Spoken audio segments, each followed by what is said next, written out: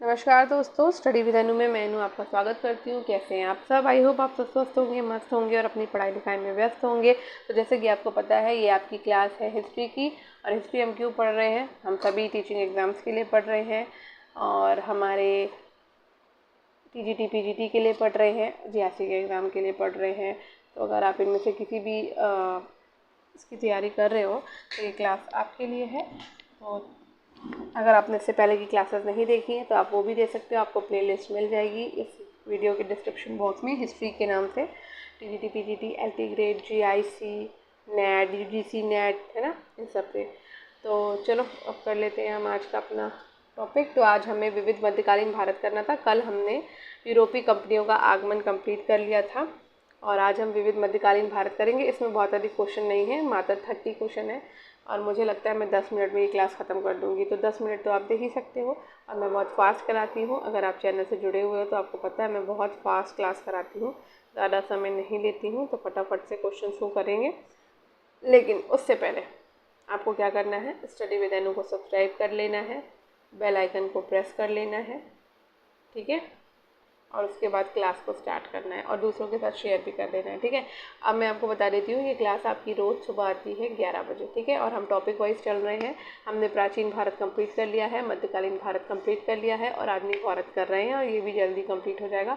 जैसे ये पूरी फिनिश हो जाएगी मैं दोबारा से ये बुक नहीं कराऊँगी, दूसरी बुक से आपको प्रैक्टिस सेट कराना शुरू कर दूँगी, ठीक है। तो चलिए हम अगले उसमें पढ़ेंगे, लेकिन अभी इसमें टॉपिक्स हैं तो पहले इसको ख़त्म कर लेते हैं। आज आधुनिक मतलब जब से मैंने ये शुरू किया है उसमें ये आपका दूसरा टॉपिक है। तो ये विविध मध्यकालीन भारत का, इसको आप मिडवल में ही समझ के रखो।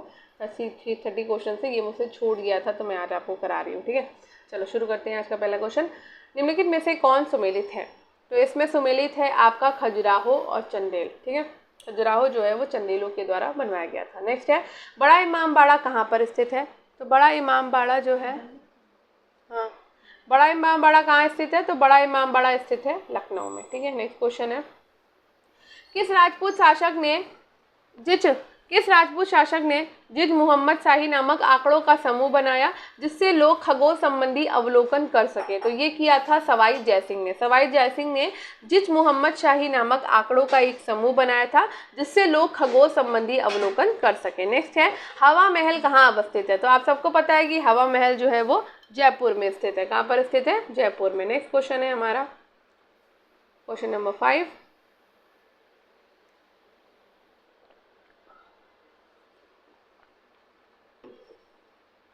सॉरी, प्यास लगी थी मुझे। प्रसिद्ध चेतक घोड़ा किससे संबंधित है? तो प्रसिद्ध चेतक घोड़ा जो संबंधित है वो राणा प्रताप से संबंधित है। नेक्स्ट है, निम्नलिखित युद्ध भूमियों को उनके सही राज्यों के साथ जोड़ियां बनाइए। तो हल्दी घाटी का जो युद्ध है वो राजस्थान में हुआ था, पानीपत का जो युद्ध है वो हरियाणा में हुआ था, बक्सर का जो युद्ध है वो बिहार में हुआ था और प्लासी का जो युद्ध है वो पश्चिम बंगाल में हुआ था, ठीक है। नेक्स्ट क्वेश्चन है, निम्नलिखित कथनों में से कौन सा कथन 8वीं सदी के संत शंकराचार्य के बारे में सही नहीं है?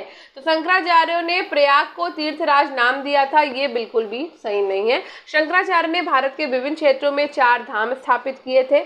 उन्होंने बौद्ध धर्म और जैन धर्म के विस्तार पर रोक लगाई थी और उन्होंने वेदांत का प्रसार किया था, ठीक है। नेक्स्ट क्वेश्चन है, निम्नलिखित में से किसने दिल्ली में खगोली वेधशाला जिसे कि जंतर मंतर कहते हैं वो बनवाई थी? तो जंतर मंतर बनवाई थी जयसिंह द्वितीय ने। किसने बनवाई थी? जयसिंह द्वितीय ने जंतर मंतर बनवाई थी। नेक्स्ट है, गोविंद महल जो हिंदू वास्तुकला का अप्रीतम उदाहरण है कहाँ पर स्थित है? तो गोविंद महल जो है वो दतिया में स्थित है। निम्नलिखित को कालक्रमानुसार व्यवस्थित करिए और सही उत्तर नीचे दिए गए कूट की सहायता से ढूंढिए। अहिल्याबाई, दुर्गावती, पद्मिनी और ताराबाई, ठीक है। तो यहाँ पर आपको सबसे पहले आ जाएगा पद्मिनी, ऑप्शन आपका ये है, ठीक है। पद्मिनी के बाद आ जाएंगी दुर्गावती के बाद जो आएंगी काल में वो आएंगी ताराबाई, फिर उसके बाद सबसे लास्ट में आ जाएंगी अहल्याबाई, ठीक है। नेक्स्ट क्वेश्चन है, सूची 1 से सूची 2 को सुमेलित कीजिए। स्थान और स्मारक को सुमेलित करना है हमें, ठीक है। तो एलिफेंटा जो है वो गुफा है आपकी। श्रवण बेलगोला की बात करें तो श्रवण बेलगोला में आपको मूर्ति मिल जाएगी। अगर बात करें खजुराहो की तो खजुराहो में मंदिर है और सांची की बात करें तो सांची में आपको स्तूप मिल जाएंगे, ठीक है। नेक्स्ट क्वेश्चन है, निम्नलिखित में से कौन बीजगणित के क्षेत्र में अपने योगदान के लिए विशेष रूप से जाना जाता है? तो बीजगणित में अपने विशेष बीजगणित के क्षेत्र में अपने योगदान के लिए विशेष रूप से जाने जाते हैं भास्कर। नेक्स्ट क्वेश्चन है, निम्नलिखित में से कौन सबसे प्राचीन वाद्य यंत्र है? तो सबसे प्राचीन वाद्य यंत्र जो है वो वीणा है। ठीक है, सबसे प्राचीन वाद्य यंत्र क्या है? वीणा है। नेक्स्ट क्वेश्चन है, निम्नलिखित 4 बाहरी आक्रमणों के कालक्रमानुसार व्यवस्थित करिए और नीचे दिए गए कूट से सही उत्तर को चुनिए। ठीक है, तो यहाँ पर सबसे पहले है चंगेज खान, चंगेज खान के बाद आएंगे तैमूर लंग, तैमूर लंग के बाद आएंगे नादिर शाह, नादिर शाह के बाद आएंगे अहमद शाह अब्दाली। ठीक है, नेक्स्ट क्वेश्चन पे चलते हैं।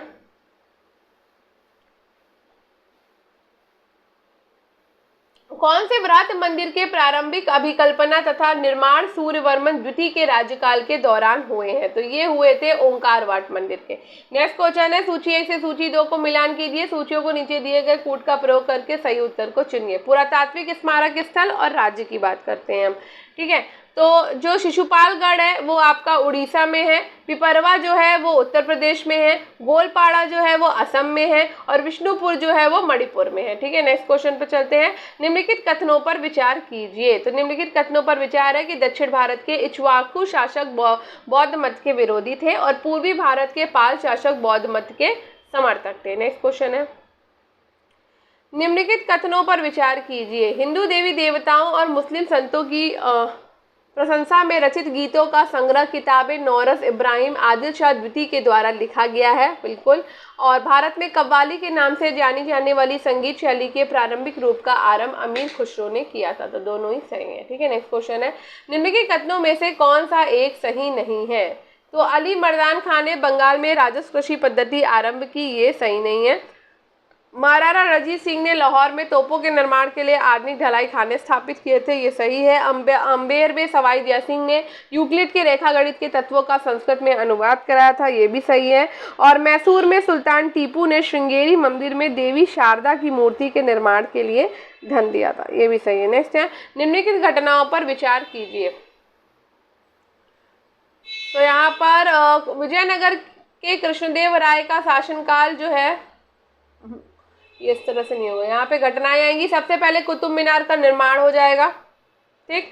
उसके बाद फिरोज तुगलक की मृत्यु होगी, उसके बाद पुर्तगाली जो है वो भारत आएंगे और फिर उसके बाद विजयनगर के कृष्णदेव राय का शासन आएगा। ठीक है, नेक्स्ट क्वेश्चन है, सूची 1 से सूची 2 को सुमेल कीजिए। तो सूचियों को नीचे दिए गए कूट का प्रयोग करके सही उत्तर चुनना है।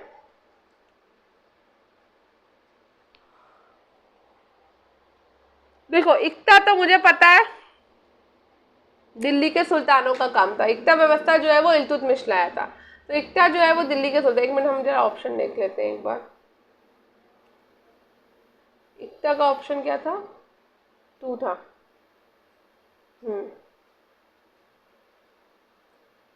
ठीक है, ठीक, चलो। हाँ, तो ये मैंने सही बताया। इक्ता जो है वो दिल्ली के सुल्तान थे, सुल्तानों के द्वारा चलाया गया। जागीर जो है वो मुगलों के टाइम पर होती थी, ठीक है। अमरम जो है वो विजयनगर के टाइम पर होती थी और मोकासा जो है वो मराठों के टाइम पर था। ठीक है, हो गया तुम्हें। चलो, निम्नलिखित पर विचार कीजिए। तो सही कालक्रमणिक रूप इसमें क्या निर्माण हुआ है? तो निम्नलिखित पर विचार ये है कि कुतुब मीनार पहले बना, उसके बाद बना तुगलकाबाद का किला, फिर उसके बाद लोधी गार्डन बन जाता है, फिर उसके बाद फतेहपुर सीकरी बनता है। ठीक है, नेक्स्ट है, सूची 1 से सूची 2 को सुमेलित कीजिए और सूचियों के नीचे दिए गए कूट का प्रयोग कर सही उत्तर को चुनिए। तो 1556 में अकबर का राज्यारोहण होता है। ठीक है, 1600 में ईस्ट इंडिया कंपनी को अधिकार पत्र चार्टर प्रदान किया जाता है। 1686 में जो है,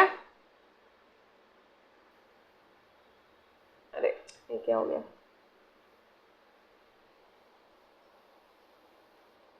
अरे देखो 1556 में मैंने क्या बताया? 1556 में मैंने बताया था कि अकबर का राज्यारोहण हुआ। ठीक है, 1600 में क्या हुआ? 1600 में ईस्ट इंडिया कंपनी को अधिकार पत्र और चार्टर प्रदान किया गया था। ठीक है, 1686 की बात करें तो शिवाजी का देहांत हो जाता है और 1739 में जो है वो नादिर शाह दिल्ली पर आक्रमण कर देता है। ठीक है, यहाँ पे हल्दी घाटी का युद्ध नहीं है जो कि 1761 में हुआ था, तो इसका ऑप्शन नहीं है। नेक्स्ट क्वेश्चन है, महाभारत की विषय वस्तु पर विभिन्न भाषाओं के कृतिकारों के निम्नलिखित युग्मों में से कौन सा सही सुमेलित है? तो यहाँ पर सही सुमेलित है आपका पंपा कन्नड़। ठीक है, नेक्स्ट है, सुमेल कीजिए। पानीपत की द्वितीय लड़ाई, विजयनगर साम्राज्य का पतन, तराइन की द्वितीय लड़ाई, एक मिनट सॉरी जमाई आ गई पता नहीं क्यों। देखो, प्लासी की जब लड़ाई होती है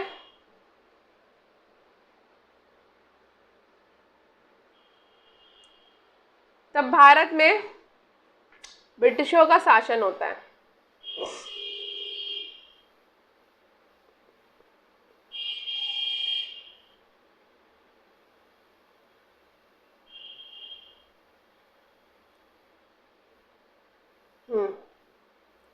देखो, पानीपत की द्वितीय लड़ाई में मुगल शासन होता है, सॉरी। ठीक है, तराइन की जो द्वितीय लड़ाई होती है वो भारत में तुर्की शासन आता है। तालीकोटा की लड़ाई करें तो यहाँ पे विजयनगर साम्राज्य का पतन हो जाता है। और प्लासी की लड़ाई से मैंने बताया आपको कि भारत में ब्रिटिश शासन शुरू हो जाता है। ठीक है, नेक्स्ट क्वेश्चन पे चलते हैं। निम्नलिखित में से कौन सा युग्म सही सुमेलित है? तो सही सुमेलित युग्म है अमरावती में बौद्ध स्तूप जो है वो आंध्र प्रदेश में है। नेक्स्ट क्वेश्चन है, सूर्य मंदिर कहाँ है? तो सूर्य मंदिर हम सबको पता है कि सूर्य मंदिर कोणार्क में है। ठीक है, नेक्स्ट क्वेश्चन है, स्मारक और निर्माता का मिलान करना है। तो अलाई दरवाजा जो दिल्ली में है वो अलाउद्दीन खिलजी के द्वारा बनवाया गया था। बुलंद दरवाजा फतेहपुर सीकरी जो है वो अकबर के द्वारा बनवाया गया था। मोती मस्जिद जो आगरा में बनवाई गई है वो बनवाई गई है शाहजहां के द्वारा।